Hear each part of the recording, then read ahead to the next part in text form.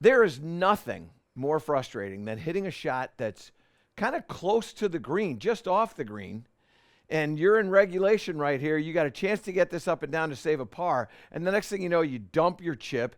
The next chip you have, you're intimidated, and the next thing you know, you walk away with a 5 or a 6 or maybe even a 7.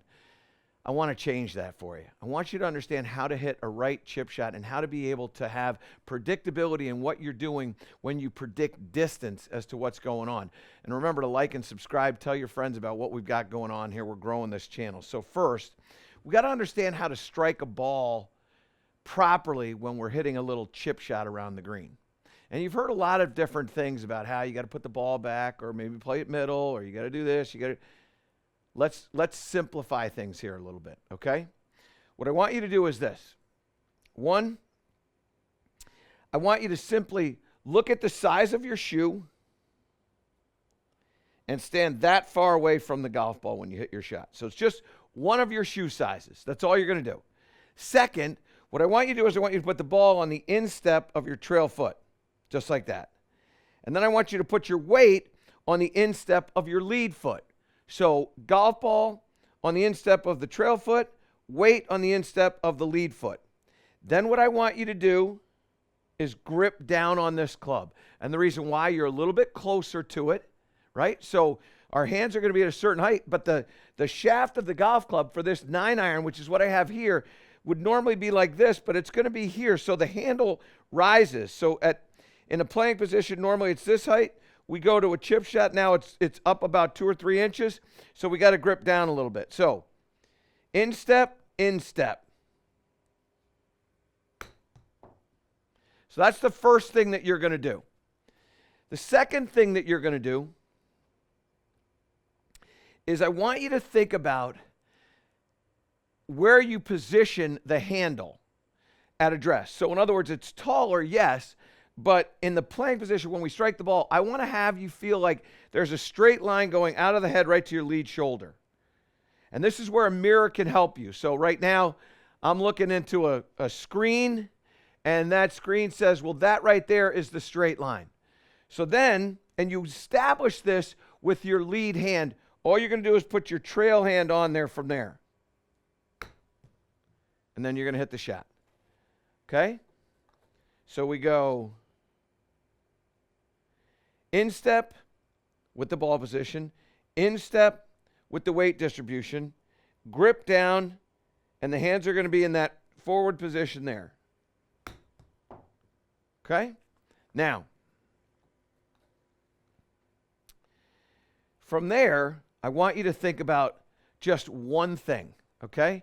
I want you to take your trail hip and I want you to allow a little bit of movement, and then we're going to move it forward. So we're going to rotate a little back this way, and then you're going to let this trail hip go forward. That's all you're thinking about. So in here like this, and let the hip go back, and then let the hip go through. That's all I want you to do. It's really, really simple. I don't want you to think about the path of the club. I don't want you to think about what you're doing with your hands. I want you to think about your hip. And so many times what we hear is we want to have quiet lower body. Yeah, we're just talking about a little bit. I don't want sliding. I want a little bit of turn and then a little bit of turn. So we're in here like this, little, and then a little. And when you come through the shot, your hips are going to be a little open, your chest will be a little bit open, and you're going to find that you strike the ball quite solidly. There's going to be momentum that your hips are going to provide your body, your arms, and your hands. That's going to allow you to strike this ball and have a predictable outcome. Okay? Now, that's the technique to this.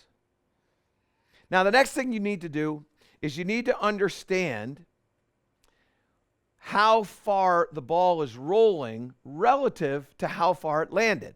Now, I know that my 9-iron is about a 1/3, 2/3.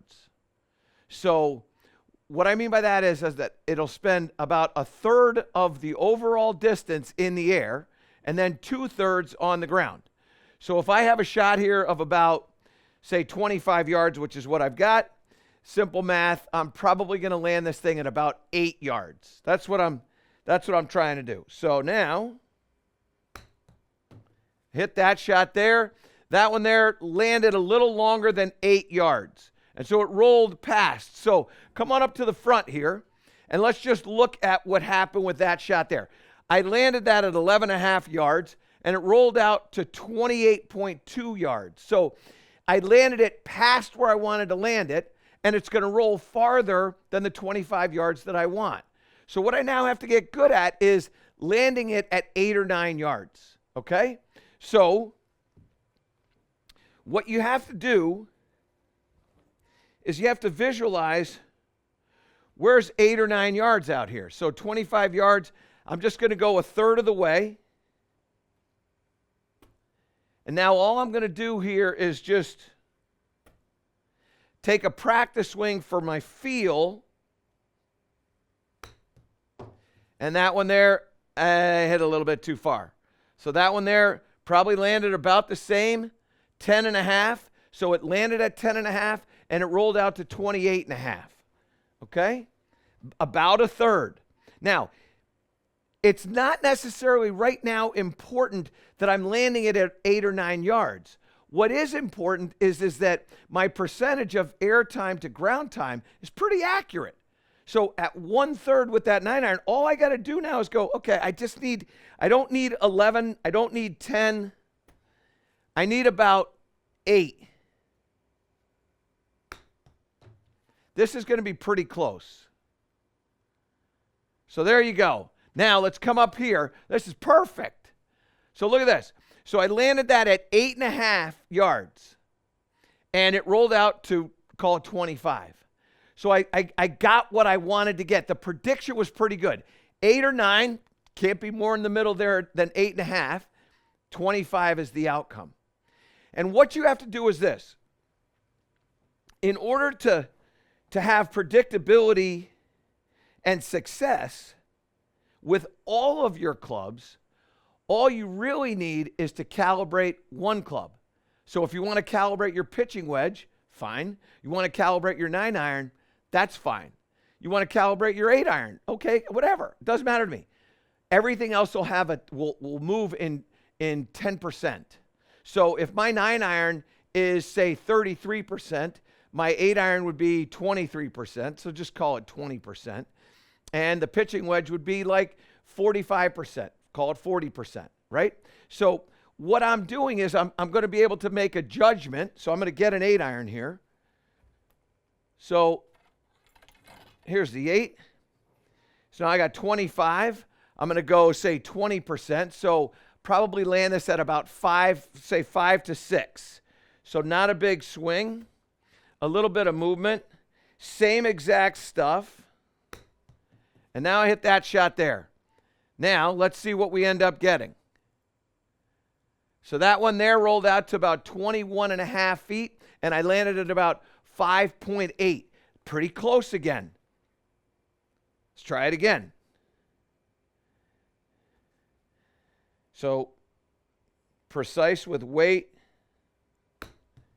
and everything. I hit that one. This one I hit a little bit thin. So it probably isn't going to carry the 5.5 to 6. That's 4. That's 4.5. So I know it's a little bit short. At that point, it's going to be a little bit short. This is where practice comes in. All right? Now, I want you to see something that's also going to be very, very interesting. If I move my ball position and I bump it up a little forward here, so let's go the other direction, and then I lean my weight, instead of it being over here, I keep it in the middle, and I hit this shot from here, watch what happens. So first, that ball jumps up into the air quite a bit higher. Now that one only rolled maybe 4 feet past the hole, so look at what happened here. So this is with an 8 iron, not with my 9 iron. That landed at 11 yards. If I'm using my 9 iron, that would be about 32, 33 yards that it would have traveled out. But this one only went 27, and it's an 8 iron. Because what happened was I had a different loft at impact because I moved the ball forward and I moved my weight back. And what that means is you have to be precise here. And this is the fun part about this. This is where your practice is going to come in. I'll give you this, put the ball on your instep. But if you decide that you want to put it off your toe and you want to go toe-toe. So now we're going to go toe of the right foot, weight over the toe of the left foot. And now I hit this from here. Now this one is going to spring out. Watch this thing keep rolling. So that one rolled up to the distance that we wanted. So that rolled 26 yards, but it only carried about 4.5 yards. So that's a tremendous increase by taking the ball and doing something different, taking my weight and doing something different, which means this. If you're going to have predictability with your short shots, you have to be precise with what you do with weight distribution, ball position, and hand position. Those three things. Weight distribution, where is it going to be? Ball position, where is it off of your foot and how close are you to the ball? If I'm farther from the ball here, the path of the club is going to come more from the inside, and I'm going to hit that higher. So that ball would have launched. When it's done, that ball is going to launch at 22 degrees. It carries 15 yards and rolls out to 30. That's almost a 50-50. But this is my 8-iron. It's supposed to be 20%. So you have to be precise with ball position, distance to the ball, and where you play it in your feet. I'm a big upper body guy when it comes to this, but short game, it's very easy for you to put the ball in a certain spot with your foot, right? And then when we get to weight distribution, now I feel like my weight is over here. So I'm separating weight distribution from ball position at that point. So lower body, ball position here, weight distribution over here. So we get in like this, and then we go. And that one there is going to go a little bit farther than I want. Yeah, I like that shot quite a bit. So what you do is you get some predictability in what you're doing with your shot. And now all you need to do when you've got a short shot, there's a couple things, but all you need to do is figure out, okay, where do I want to land the ball? And then what percentage of the journey is that land spot?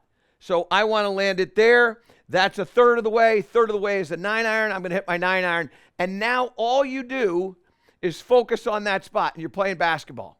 What you want to do is you want to hit this shot in the air so it lands on the spot that you're looking at. Okay? And after you've done this, and this takes some practice time, after you've done this, now you have predictability. The final thing I want to add, and this is maybe the most important thing. I'm not trying to sell you anything at this point. I want you to understand the golf ball that you chip with, practice your short shots with, has to be the ball that you play with. So I'm a Pro V1X guy. All these are Pro V1Xs. I get predictability. If I am a Pro V1X guy and I'm using Pro V1s, it doesn't help me because that ball reacts a little differently. And if I have just a regular range ball, which could be anything, I'm going to have complete lack of predictability. And so what you need to realize is, and what I tell people all the time, just save the golf balls that you play with, save them, and get to where you've got 12 to 20 golf balls. And then you can go out and you can hit some of these chip shots and work on what your ratios are and understanding the spin and understanding where you're going to land it, what it all looks like, okay? You've got to have the technique, the consistency of the strike, and then what you have to have is you have to have the right golf ball, the right equipment. Club always going to be the same. Calibrate it from there, and then you can go. Okay, so you've got a chance to figure out exactly what goes on. Now there are a couple other things that you need to pay attention to. One is, are you going uphill or downhill, or is it level? So I always start with level. So I'm level at 30%. If I'm going uphill, I might adjust it to 40. If I'm going downhill, I might adjust it to 20 with my 9-iron. So it depends on whether I'm going uphill and downhill. I pay very, very close attention to what's going on with that. And what I also am trying to do is I'm trying to land it not on a seam like where the green and the fairway meet. I don't want to land it there. I want to land it into the green, or I want to land it shy of the green. So I look at that stuff there. And then where I want to land it, am I landing it into a severe bank, or am I landing it into a relatively consistent slope? And if I'm doing that, then I'll land it there. If it's going to go into a bank, then I try to eliminate the bank. And then once you've calibrated all this, now you got a really good chance of getting that shot that's close to the hole, close to the green, getting it up and down and saving that par. Okay? So give it a try. Let me know what you think. To improve all parts of your game, subscribe to my channel and click the link below.